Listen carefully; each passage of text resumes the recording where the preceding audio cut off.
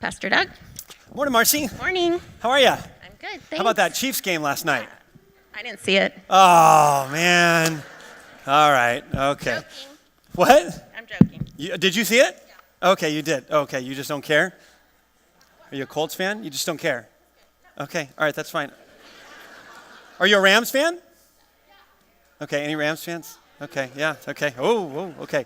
Clearly no Patriots or Chargers fans here today because it's like, I think the game's like starting, so all those people are at home. They're going to watch the service online, I guess. But we are the committed people, the people that really love Jesus, that are here in spite of there being football games.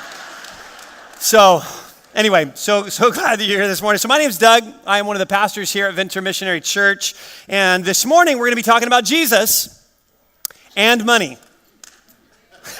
Everyone starts to like, I don't know about that one yet. Hang on. That's kind of a weird little combo. Like, can I just get it a la carte and not get the whole combo meal thing? Can we just talk about Jesus without talking? Well, because Jesus talked an awful lot about money, we're actually going to talk a little bit about money today, but not in a way that you might expect. Usually when the pastor gets up and starts talking about money, it's usually some sort of a fundraising thing and some sort of a plea for more money, give more money to the church or give more money to the building project or to the special missions project. Sometimes it can even be a little bit manipulative. We'll kind of like rally everybody up and then, get people to sort of give to something. And that's not what I'm doing today. In fact, as we talk about money this morning, I'm not going to be talking at all in the sermon about giving to the church at all. So in today's message, I'm not talking at all about giving to the church. Now, that being said, let me quickly talk about giving to the church. Because I haven't started the sermon yet, so it doesn't count. So I'm allowed to really quick. And then when I start the sermon, I've got to stop. But this is what I wanted to say to you this morning as we start off 2019. I just want to say thank you. I mean, that's really what I want to say about this morning is I just want to say thank you. We have an incredibly generous congregation. So we have 3 services, an 8 o'clock service, a 9:30 service, an 11 o'clock service. Lots of people throughout the community that are connected to this church that give to the mission and the work of this church. And it's just absolutely incredible. So just this last year, there were 678 different people, like individuals, couples, families, who gave over $2 million to the work and ministry of Ventura Missionary Church. And yeah, it's incredible. Which allowed us to recover from this is a sort of a challenging year with a lot of changes, a lot of challenges, and those finances allowed us to recover from the Thomas fire, to continue to grow and improve our existing ministries. We were able to add 2 staff members. We were able to continue to grow and develop our important ministries to our children and to our youth. In fact, just on Friday night, we had almost 200 middle school kids, many of whom aren't really connected to any sort of a church, that were here on our campus, singing, running around, playing games, eating food, and learning about Jesus, hearing the message of the gospel. And so it allowed us to continue those ministries. Those kids aren't, middle school kids aren't like paying a bunch of money to come to participate here, but people are sowing into those ministries. And so I thank you for that. We were able to continue to strengthen our school. We have many of you know, we have a great preschool, a great elementary school, and a great middle school here on our campus. We were able to continue to strengthen those ministries. And because of your generosity, we were actually able to give away over $500,000 that came in. So over $500,000 to local and global missions. So we were able to give a car to one of our missionaries.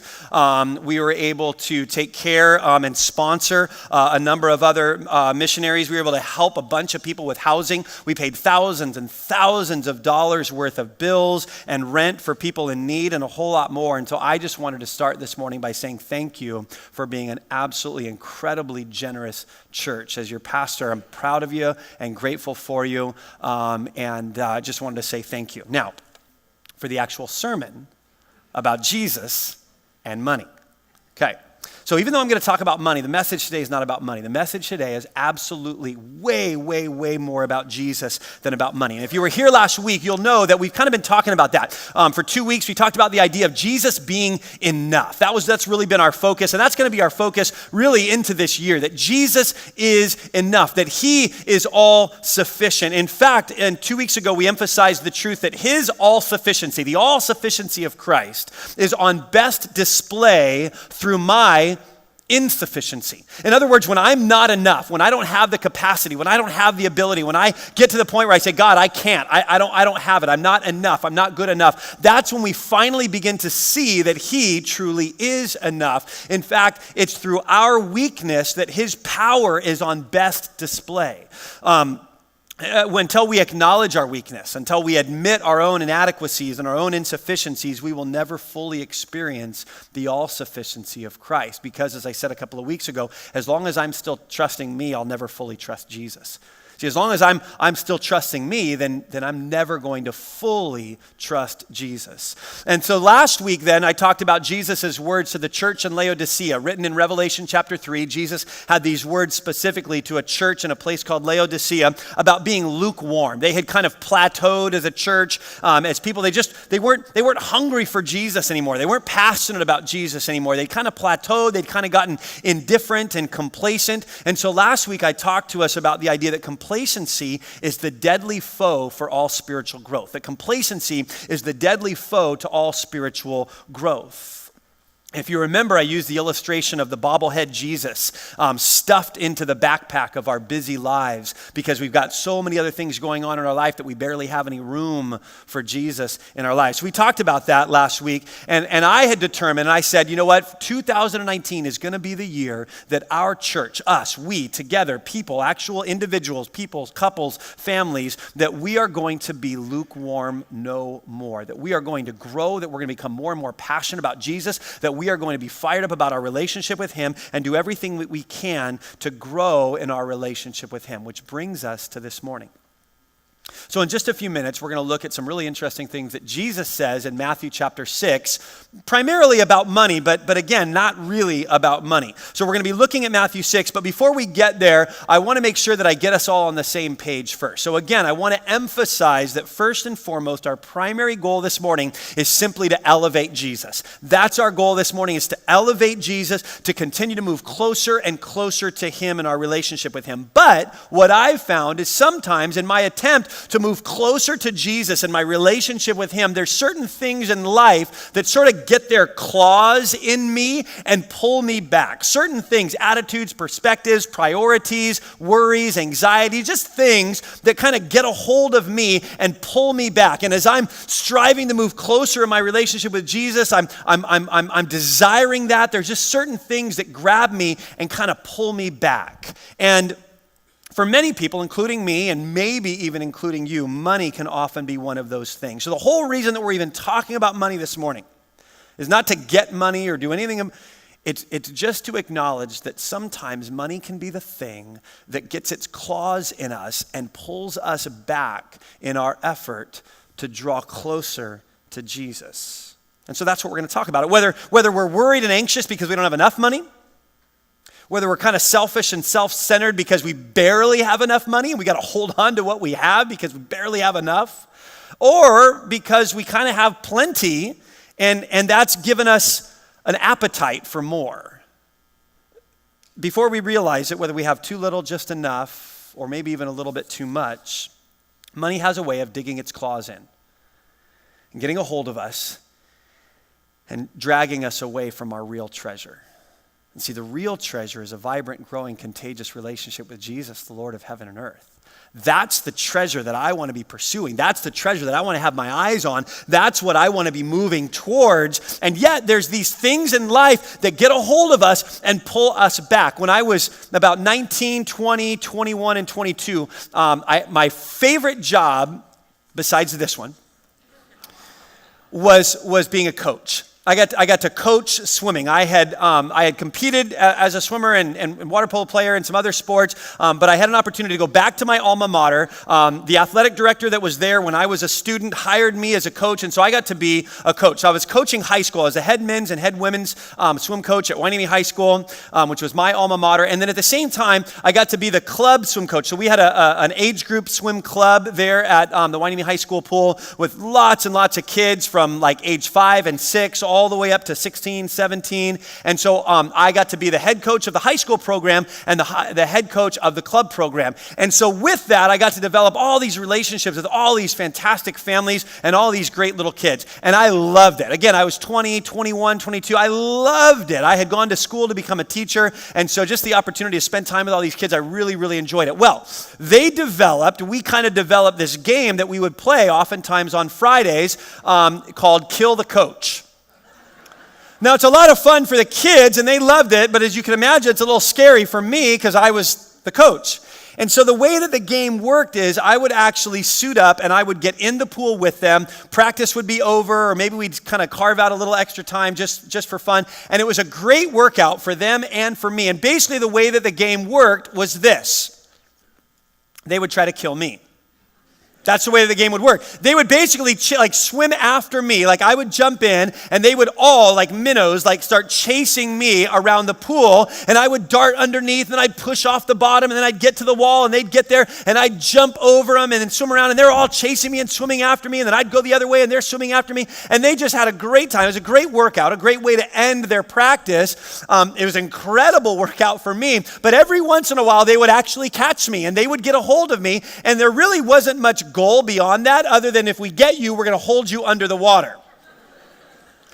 And so most of the time I was strong enough, fast enough, able to kind of get away. One kid would get a hold of me and I'd peel them off and then swim away. And they'd almost think they'd have me and they'd grab my feet and just miss. And so again, it was a lot of fun. Well, there's this one particular time that I swam away, got over to the deep end, and as I came up, this one particular kid, I needed air, so I was coming up for air, and I didn't see this one kid, Chris Collins. And Chris Collins probably about 11 at the time, and so he was strong enough as an 11-year-old to get a hold of my hand and grab on, and then someone else grabbed my ankle. And I was like, whoa, okay, these kids are getting stronger. And then another one grabbed a hold of around my leg, and then another one came behind and wrapped me up in a bear hug. And then pretty soon, every single kid that was in that practice had some part of me wrapped up in this hold. Now, keep in mind, I was coming up for air.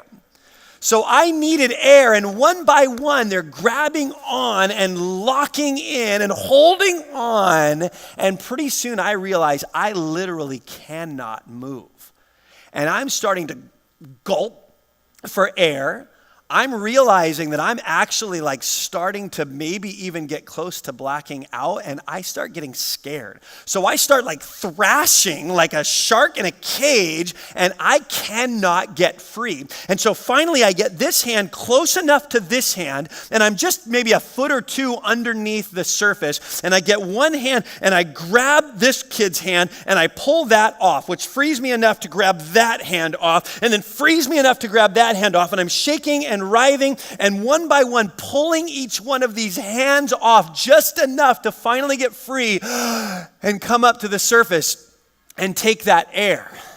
And they're laughing. They think it's all fun and games. And I'm like, I almost died. And they're like, that's the point of Kill the Coach.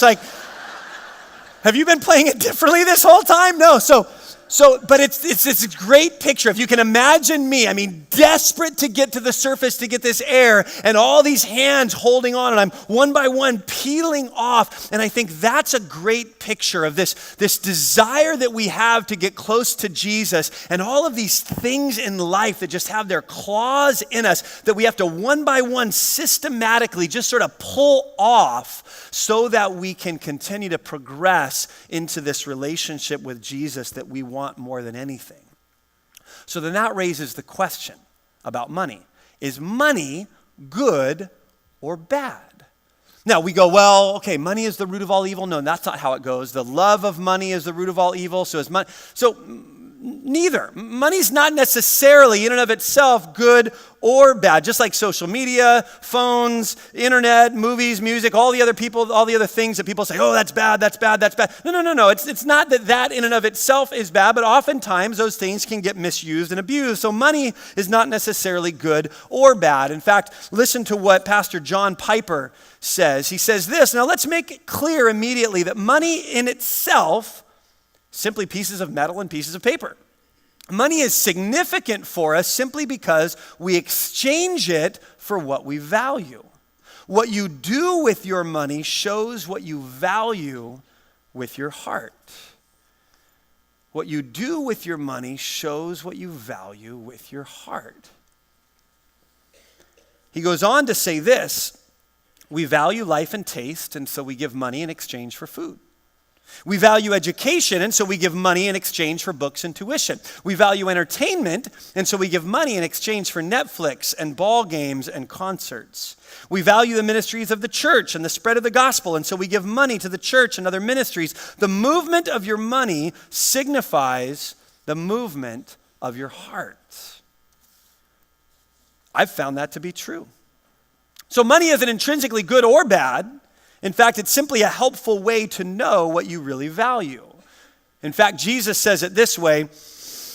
He says, where your treasure is, there will your heart be also. You hear that? Where your treasure is, there will your heart be also. That's what Jesus says in Matthew chapter 6. In fact, let's go ahead and turn there. I want to look at that passage. So let's go ahead and turn to Matthew chapter 6. We're going to start in verse 19, and we're going to read a few verses. If you have your own Bible, you can go ahead and use that. If you want to use the Pew Rack Bible in front of you, you can use that as well. First book of the New Testament, book of Matthew. If you want to use your phone and tap your way there, we're going to go to Matthew chapter 6. And while you turn there, I'd like to demonstrate something. While you turn there, I want to demonstrate something. So what I need is a couple of volunteers. I need a couple of volunteers that would be willing to help me. You're actually going to come up on stage and compete in something. So I need a couple. Anybody interested in volunteering? Todd White? Okay, I got one right there. Okay, Todd White. Okay, all right. Okay, oh, Kristen wants to. Let me see if there's anybody else over here. Okay, oh, I'm so tempted. Gosh, let me see who else. I want to make sure that I give everybody an equal opportunity. Anybody up there? Oh, Zach, I don't know, man. I don't know if I trust you. Zach, go ahead and come on down. I'm actually going to call you down, Zach. Zach, come on down. Okay, this is a little bit scary. Kristen, hold on, because I'm gonna actually. Oh wow, this got intense. Tell you what, I'm gonna use Zach. Okay, because you're a starving college kid, and this has to do with money. So Zach, come on down. Okay, Todd, come on down. Okay, Zach's coming. Okay, Zach, come on up. All right, it got intense with the music. Now I'm like nervous. I'm sweaty. I feel like I'm getting ready to get in a fight. Okay, Zach, come on up. You guys know each other. Oh, you know each other. Okay, well, that'll be fun. Okay, so, Zach, you're going to stand on one side of this. Come on over here. Okay, this is Zach. Everybody say hi to Zach. Okay, and this is Todd. Everybody say hi to Todd. Okay, so this is what we're going to do. You guys are actually going to play rock, paper, scissors. Okay, it's going to be a best 2 out of 3, rock, paper, scissors. The winner gets that $20 bill, okay? No strings attached. It's not a joke. Whoever wins, best 2 out of 3, goes home with the $20. Okay? Okay. So you guys step up to the table there. Now this is how it's going to work because people always get the timing. You're stretching. Okay, that's when you get old, when you have to stretch before rock, paper, scissors. Wow. Okay. So now we didn't rehearse this or anything. This is legit. Okay. So rock, paper, scissors. But here's how it's going to go. I'm going to say 1, 2, 3, shoot. And then you do it on the shoot. So don't do it on 3 because then one of you is going to see the other one and then change their answer. So 1, 2, 3, shoot. It's best 2 out of 3, okay? Okay, here we go. Ready, set, 1, 2, 3, shoot. Oh, that's one for the young gun. Okay, here we go. All right, ready, 1, 2, 3, shoot. Tied, 1, 2, 3, shoot. Oh, 1 to 1. 1 to 1. Here we go. Okay, wait. Slow down. Okay, this is for $20. This is a big deal. You want to be ready. Zach, are you ready? Todd, you ready? Okay, here we go. All right, ready? 1, 2, 3, shoot. Oh, gets him. Zach, the $20 is yours. Todd, thank you very much. Zach, thank you very much. You guys can go and take a seat. You're done. That's it.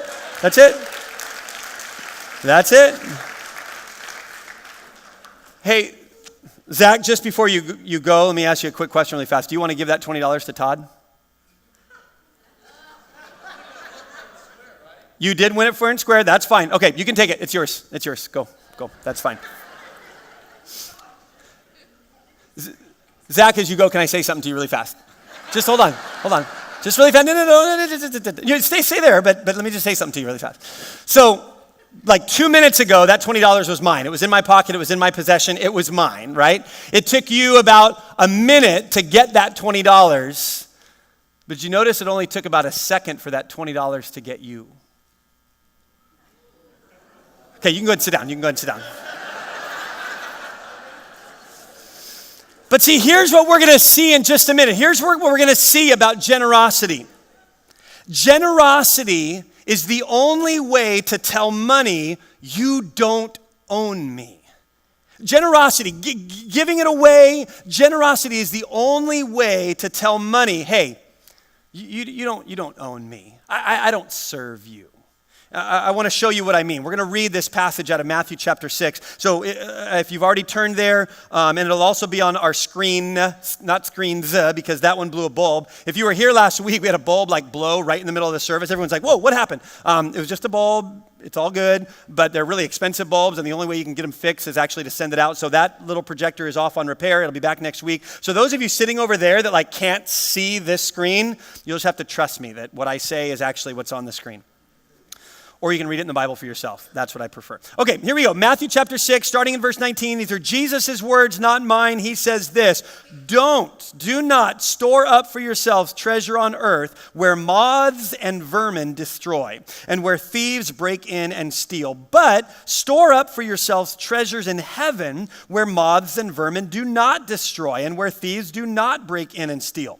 For where your treasure is, there your heart will be also. And then he says something a little bit strange. The eye is the lamp of the body. If your eyes are healthy, your whole body will be full of light. But if your eyes are unhealthy, your whole body will be full of darkness. If then the light within you is darkness, how great is that darkness? I'll explain that in a minute. No one can serve two masters, Jesus says. Either you'll hate one and love the other, or you'll be devoted to one and you'll despise the other. But you can't serve both God and money. Okay, let's stop there. So Jesus' words, one of his first sermons called the Sermon on the Mount. This is one of the things that he says. Jesus talked about money a lot. And so what is he talking about here? The first thing that he says in verse 19, this is, do not store up for yourselves treasures on earth where moth and vermin destroy or where thieves break in and steal. Basically what he's saying there when he says don't store up is he means don't hold on to, don't grab, don't keep, don't stockpile, don't focus on. And when he says treasure, really that could be anything that is of importance to us. But we'll see that in the context of what he says later on, he's specifically referring to our money, to our wealth. And let me just pause for just a second because I recognize that we have a kind of a broad spectrum of people in the room. And so you may have wealth. You may have just enough money to get by. You may be a child or a teenager that's in here and you're like, yeah, like I have like a $10 gift card from Christmas and like that's about all I have. That's fine. Like this applies to all of us. And so Jesus says, don't store up for yourselves treasure, which means he's saying, don't let the accumulation of stuff become what's most important in your life. Don't let the accumulation of stuff become what drives you. Why not? Well, because this life is temporary. And the stuff that you accumulate on this earth, while it may make your day or your week or your year a little better, it may create some opportunities for you or for some other people around you in your family, but life is temporary and the stuff we accumulate doesn't last. So instead, Jesus says, store up for yourselves treasure in heaven, where moths and vermin don't destroy and where thieves do not break in and steal. So he's saying, listen, because life is temporary, because the stuff that you're going to accumulate doesn't actually last, that should change and shift your priorities. With a recognition that it doesn't last, that I don't take it with us, that there's no U-Hauls behind a hearse, like I can't take it with me. And so because of that truth, that should change our priorities. So my priority shouldn't be stuff. My priority shouldn't be money. It's not a boat. It's not a set of AirPods. It's not an an iPhone 10. It's not, for some of you, a brand new makeup palette. It's not a fat retirement account. It's not season tickets to the Lakers. It's not a big truck instead of that Mini Cooper I've been driving. Jesus is saying, listen, your priority is me. I'm your priority. It's not all that stuff. That doesn't mean that those things are intrinsically bad. It just means that those aren't the priority. I'm the priority. It's just like what Paul says in Philippians. He says, I consider everything else a loss compared to the surpassing greatness of knowing Christ Jesus my Lord, for whose sake I've lost all things. I want him. I want to become more like him. And the rest of this stuff, it's like a pile of garbage. Like it just doesn't matter. It doesn't have a grip on me like it used to. Like it used to grip me and have its claws in me and pull me back. And now I'm looking at it going, I'm peeling you off. I don't care. Like Paul recognized the greatness and the all-surpassing greatness of knowing Christ Jesus. And so because of that, compared to that, nothing else mattered as much. Jesus is our treasure. He is all sufficient. He is all we need. He is enough. So what does that mean? Does that mean we can't own things? We shouldn't own a house or save money for retirement? Well, of course not. But it does mean that those things are no longer my priority. That those things are no longer the things that drive all of my decisions. Because he says, where your heart is, there will your treasure be also. That's verse 21. Where your treasure is, there will your heart be also. So it's really interesting. Our heart leads our treasure around, but at the same time, our treasure sort of leads our heart around. It kind of works both ways. In other words, wherever I put my money, my priority, my attention, and my focus follows. If you have invested money or given money or donated money or spent money on something, you suddenly have a vested interest in whatever that thing is. That's just how it works. I put money into it. Now I care. Now I want to see how that does. Now I want to see how it performs. Now I'm going to protect it. I'm going to get an insurance policy. I'm going to make sure that I protect because I put my money into it. And so now my attention and my focus and my energy is related. So money kind of leads our heart. But at the same time, it works the other way. When I'm interested in something, when I'm passionate about something, when I value something, I put my money towards that. If I value a relationship with someone, I'm putting money into it. If I value entertainment, I'm putting money into that. Whatever it is that I value, beauty, whatever it is, that's where my money goes. So this works both ways. And it's back to what John Piper said when he said, what you do with your money shows what you value with your heart. So I'm taking one of my sons to a Lakers game tonight. So after the afternoon service, I'm going to go home and we're going to load up and we're going to drive to Staples Center and we're going to go see our first Lakers game together. I've been a Lakers fan since I was a little kid. My dad used to watch the Lakers back in the Showtime era with Magic Johnson and James Worthy and Kareem Abdul-Jabbar and all that. And so I grew up with that. And so this is finally an opportunity for me to go to a Laker game. But here's the reality. The tickets were expensive. They were a Christmas gift that I bought for my son and me. And Merry Christmas to me. But I wasn't investing in an entertainment opportunity for me. I was investing that money into quality time with my son. Because of his age, he's 19, he's almost 20. He's going to continue to move towards independence. I'm going to have fewer and fewer of those opportunities. And so I'm investing money into something that I value, something that's important to me, something that is my priority. So we just, won't buy groceries for the next week and a half, I guess. But see, if Jesus is my ultimate treasure, if he's my ultimate satisfaction, if he's the one that I'm living every single moment of every single day for, then how I accumulate my money and how I spend my money should reflect that. And so here's a scary question that I was thinking about, and I'll apply it to me. If you didn't know me, you didn't know me at all, you didn't know I was a pastor here, you didn't know my name, you and I had never met, and you met me, and all you had to get to know me with was my financial information, sort of how I earn money and what I do with my money. And you had all of that information laid out, and you had just shaken my hand and looked at all of that. The question that I've had to wrestle with this week is, what would that say about me? What would it tell you about my priorities? If you looked at all of my financial information, you looked at where I spent my money each day and each week and each month and over the last few years, what would it say to you about my priorities and my values and what's most important to me?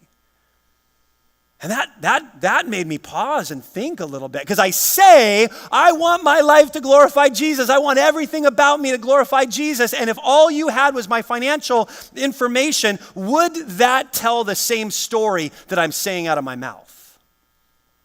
Or would it tell a different story? I'm not telling. No, I'm just kidding. But what if we flipped that? What if you and I met for the first time and all I had to go on as I got to know you was how you accumulate money, what you do with the limited amount of money that you have? What would that tell me about what you value? Would it tell me that you value Jesus above all things? Or would it tell me that you value, kind of like me, Jesus among many other priorities? That's a question that I've been wrestling with all week, and it's been kicking my butt. So then Jesus says this, the eye is the lamp of the body, and this is kind of a weird phrase. He says, the eye is the lamp of the body. If your eyes are healthy, then your whole body will be full of light, but if your eyes are unhealthy, then your whole body will be full of darkness. Huh? That's kind of an interesting phrase, and when it gets translated literally, remember that this wasn't originally written in English, it was originally probably spoken in Aramaic and then translated when Matthew wrote it, he probably wrote it in Greek. And so it's translated into English, and when it's translated literally, which is what the NIV translation does, is it tries to translate these things pretty literally, it doesn't quite make sense to the modern reader. We look at that and go, that doesn't make sense. Because Bible translation is a bit complicated, and this is a good example. There's literal translations, and let me just pause for just a second and speak to Bible translation, because some of you kind of recognize, like, wow, there's like lots of different Bible translations. Which ones are good? Which ones are not good? There are Bible translations, and there are Bible paraphrases. So translations try to translate the language as accurately as possible. This is what it said in this language. This is what it says in English. And then there are paraphrases that kind of give it some modern feel and kind of take what the writer intended and puts what it meant in modern English. So there's literal translations and there's paraphrases. And when this figure of speech, healthy eyes and unhealthy eyes, gets translated literally, we go, I don't get it. What do you mean healthy eyes and unhealthy eyes? But see, this phrase was an idiom. A figure of speech that Jesus used that actually, in some of your Bibles, will have a little footnote next to the word healthy or next to the word unhealthy. And those words were figures of speech for the idea of someone being generous and someone being stingy. So when you said about someone they have healthy eyes, it had the connotation of them being a generous person. Or if you said of someone that they had unhealthy eyes, it was a way of saying that person was stingy and kind of self-centered. So then we look at this and go, okay, that makes more sense. One more little translation issue here. When Jesus says your whole body, when we think of body, we think of our physical.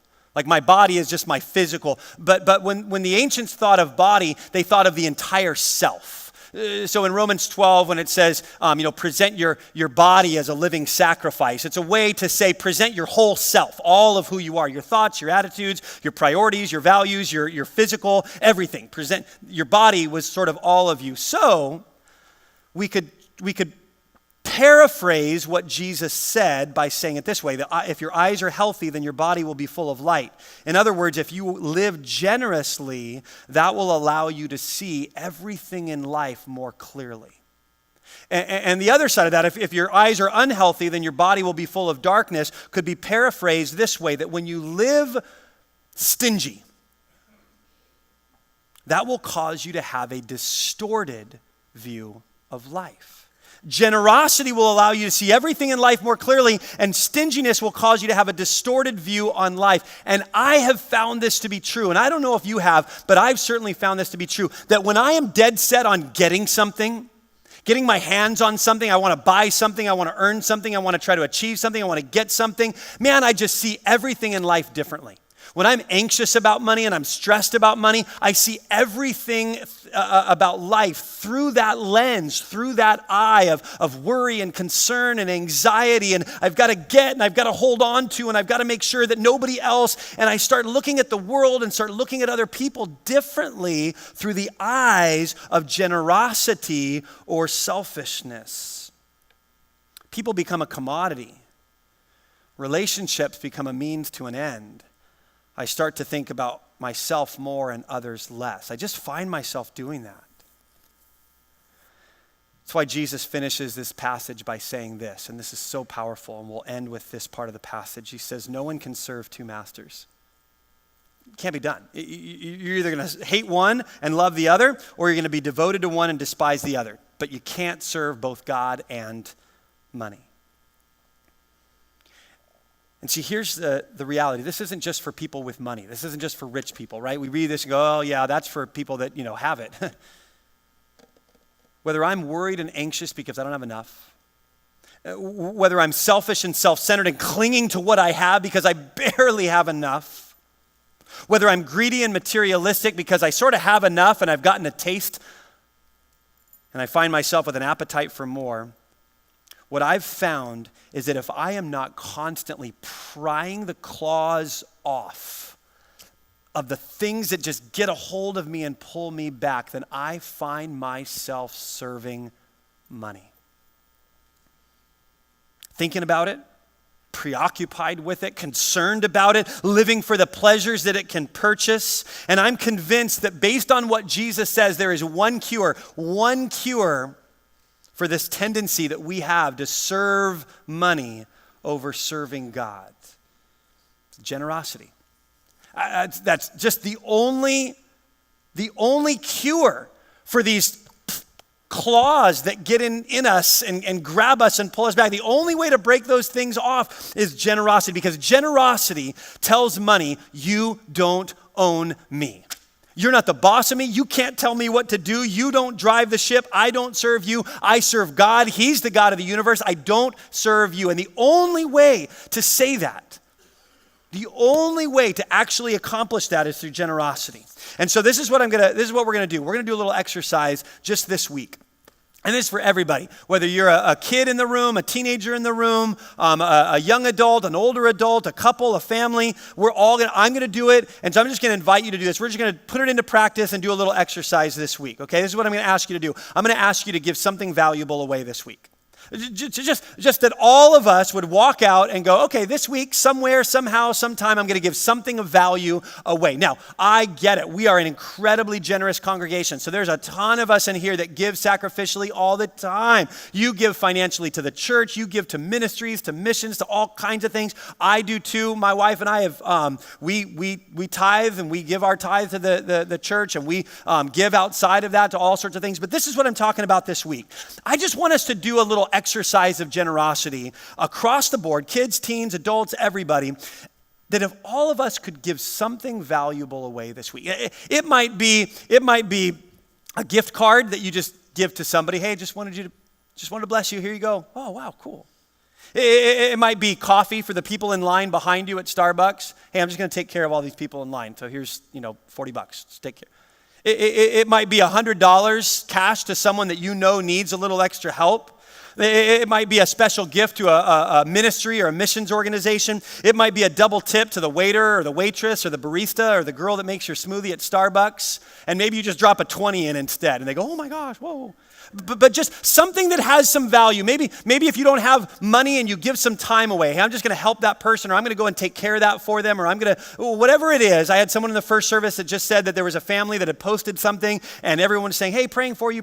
And she said, well, I'm praying for you, and she called the person and went and picked up her groceries for her because she couldn't get out of the house because the kids were sick. Like just something that sort of stretches us beyond ourselves and pries one more claw, one more hand off to say to money, you don't own me.